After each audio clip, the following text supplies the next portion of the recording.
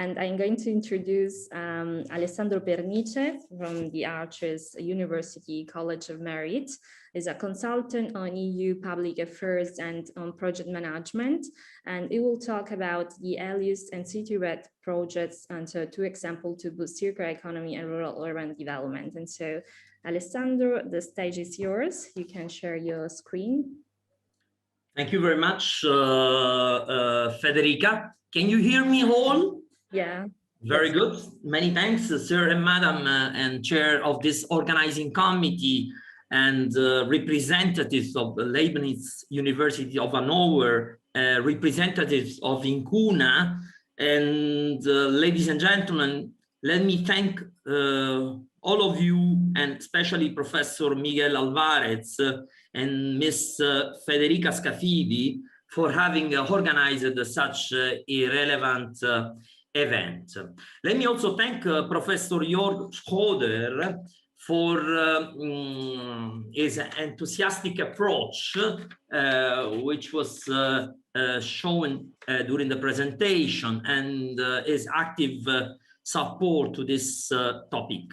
I'm really delighted to see many people here today at this webinar. From my side, today is a day of celebration of the concept of circular territories, as I think is one of the most important international events that is taking place in this last days.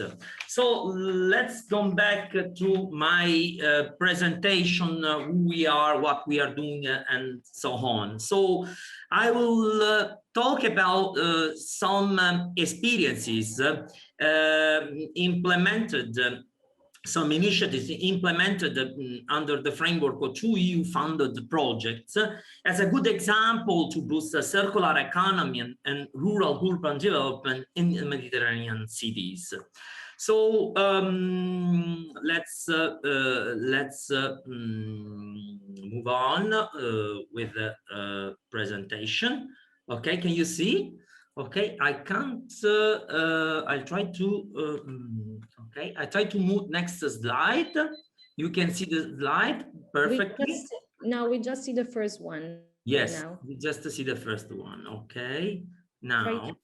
Okay, can you see now the second one? Perfect. Okay, so the objective of this presentation, this is the table of the content. I will explain what are the objectives of this presentation, why the webinar is of interest to Arches University College, some of the meaning of the circular economy, and later on, as I told before, the two EU-funded project, Helios and Citrivet, which will bring us, let's say, your attention to some links between social inclusion and circular economy models and strategies, and then my conclusion. So the objectives of this presentation is to identify circular economy strategies by type of sectoral EU-funded project, to show how the circular economy sector proposed to boost skills and create add value and high productivity jobs, to show the two ongoing EU-funded projects, and which both are currently addressing key aspects of circular economy, and whose focus is mainly related to strengthen and enhance the skills and competence of NEET, job seekers, VET teachers, VET learners, disadvantaged learners, and so on. So why this webinar is of interest for us? We are a not-for-profit organization, an educational not-for-profit organization, born in 1976. Arches University College developed research and training courses through several EU-funded projects and several sectors, mainly circular economy, and again here there are many subsectors such as renewable energy, waste management, citrus waste valorization, reuse, recycling, and water reuse, electric mobilities, and so on. as well as a blue economy, which is part of the so-called blue growth, so fishery, aquaculture, coastal tourism, marine biotechnologies, and so on. We work with several stakeholders across the Mediterranean area, as well as at international level, and end user of these sectors. We mainly deliver in our office capacity building workshop and seminar, which are organized locally, and also at the partners' premises. So in each partner countries where we established some kind of cooperation. We strongly support the new action plan, new circular action plan that was mentioned by at the beginning by Professor Miguel, as well as let's say the European Green Deal, which is of course the main policies at the EU level we should focus on. We strongly support as well the blue growth strategies in terms of a way to support sustainable growth in the marine and maritime sectors. In addition, moreover, we are one of the most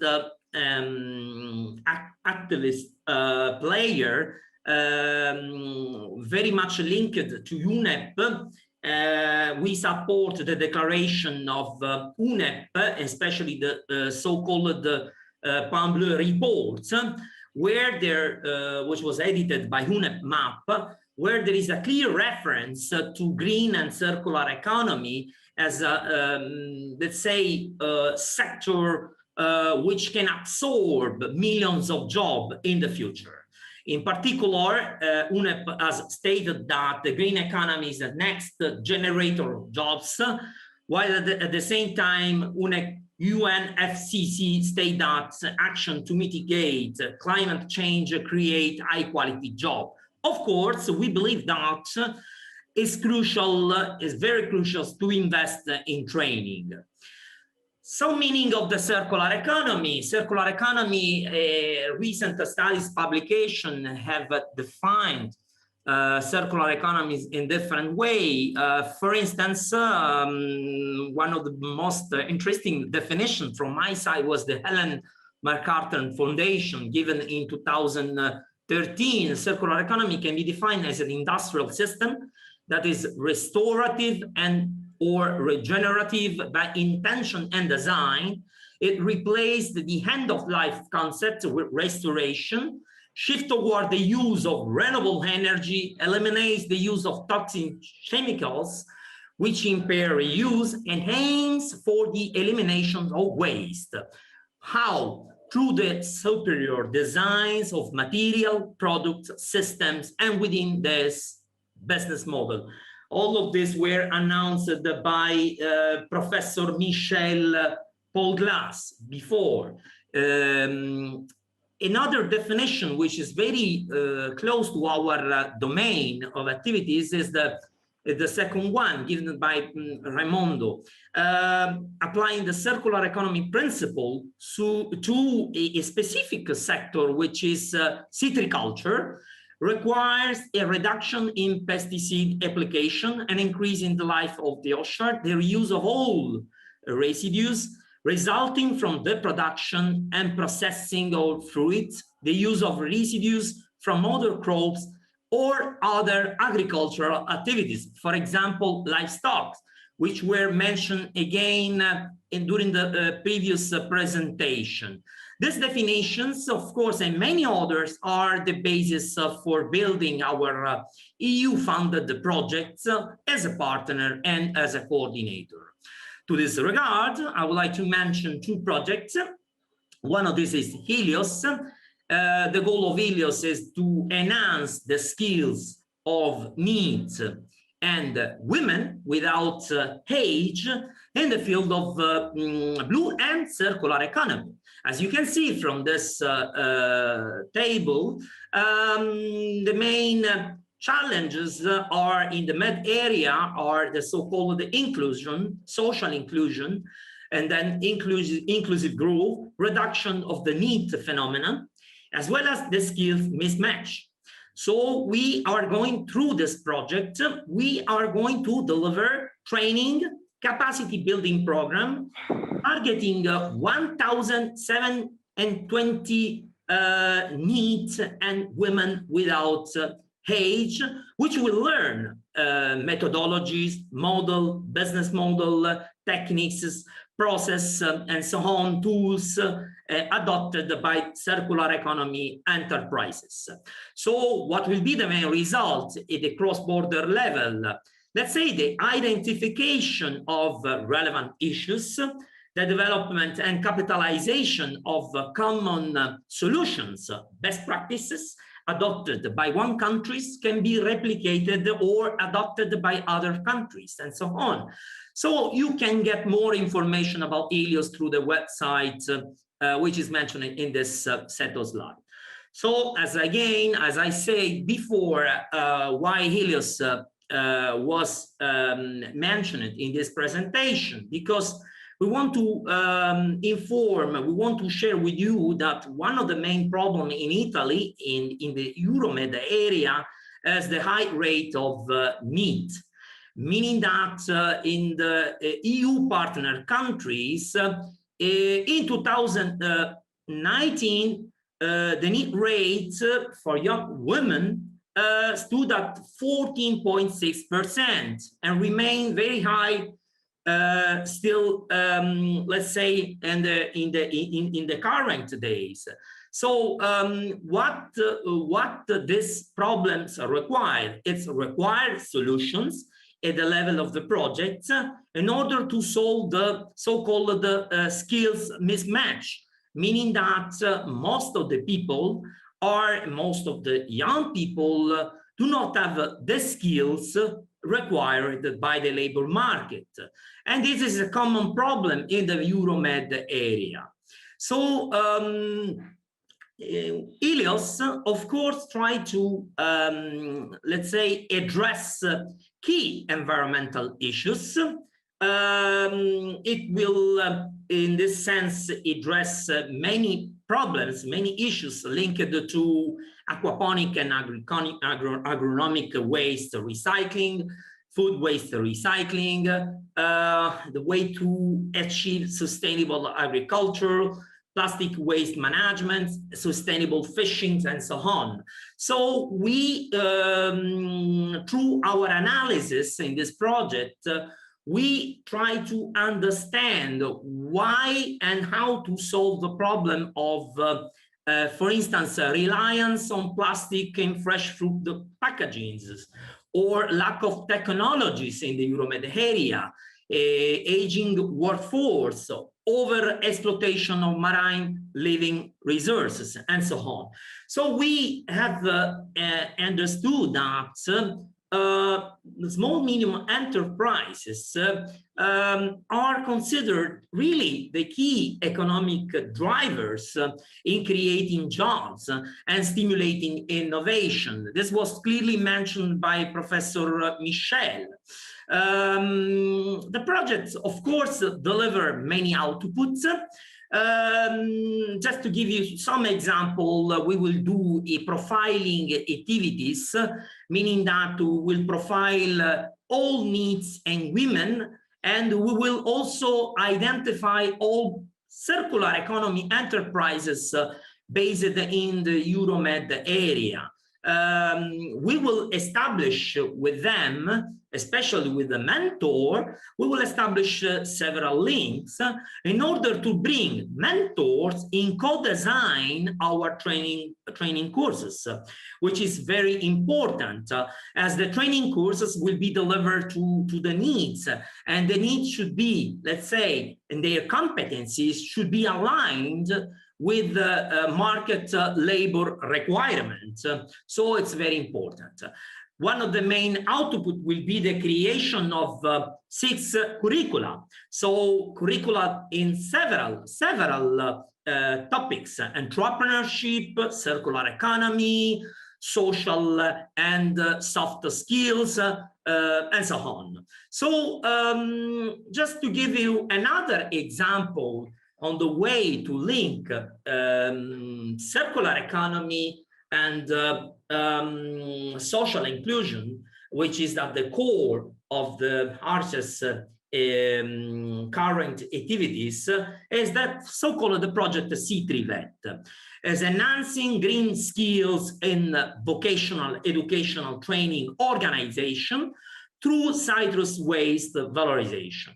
As you can see, this project has mainly the goal of this project is to, let's say, to reduce citrus waste on the one side, and on the other side, to reuse this citrus waste and valorize it.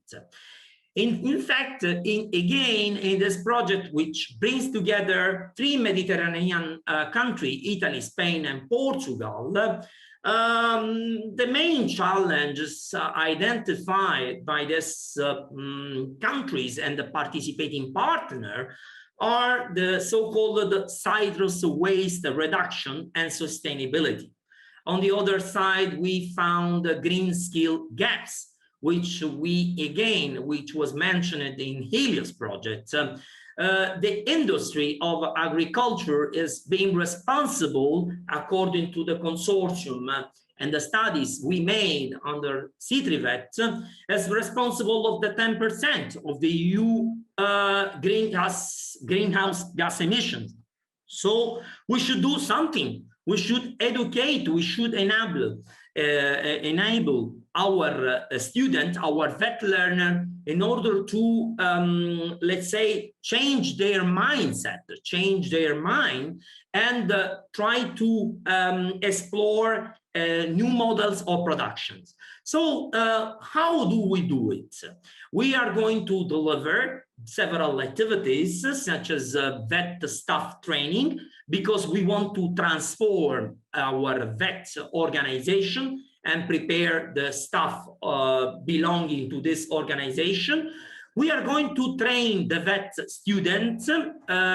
Vet students come from each participating partners countries, and the perspectives at the level of cooperation, again, partners' experiences will bring their expertise, will bring their best practices, and share their best practices, solutions, and methodologies with us, with Arches University College of Merit, or with Low Carbon Economy Foundation, which is the coordinator, and so on.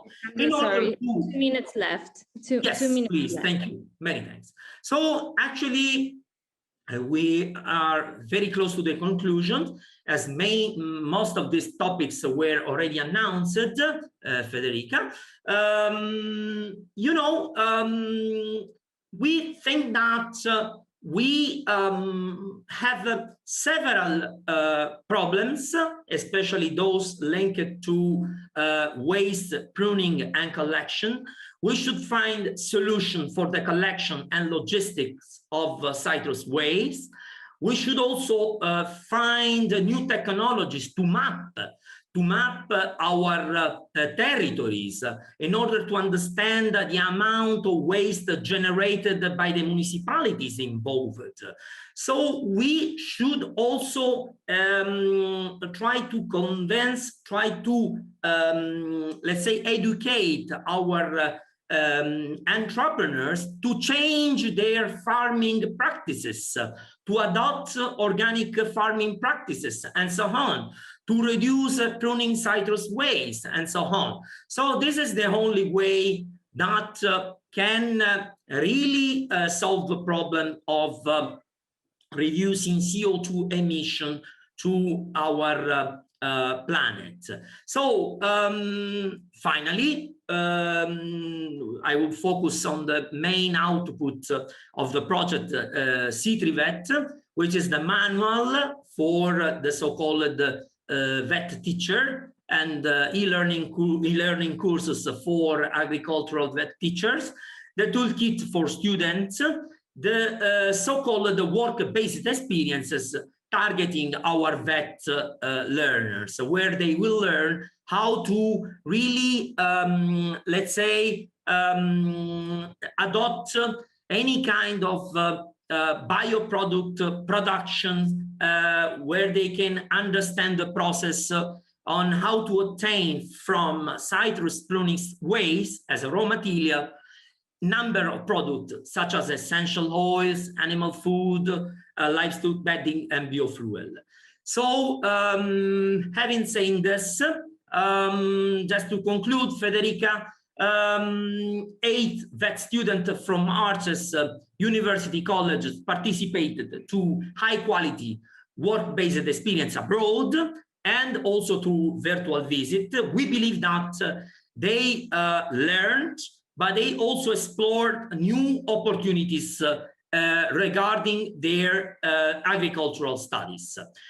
This is the toolkit they used to approach this matter. My conclusions are the following. We strongly believe that the green transition can have a positive social impact only if we support this transition. Eco industries in Italy and jobs in this sector are increasing. In 2017, they represent 2.3% of GDP, of our GDP. And let's say since 2015, the highest growth rate has been recorded for organic agriculture and waste management. So we strongly believe that for sure the green transition is expected to lead to positive net job creation, but labor reallocation across all sectors should be significant. In this sense, investment not only in upskilling, but also in skills anticipation strategies should be crucial to equip workers with new competencies. So we remain available for any kind of projects that can really be focused on such relevant issues, which is the creation of a new generation of workers able to manage with this new principle of the circular economy. Thank you very much. And I give you again back the floor, Federica. Many thanks. Many thanks, Alessandro, for this great contribution. So we will talk a bit more later during the discussion.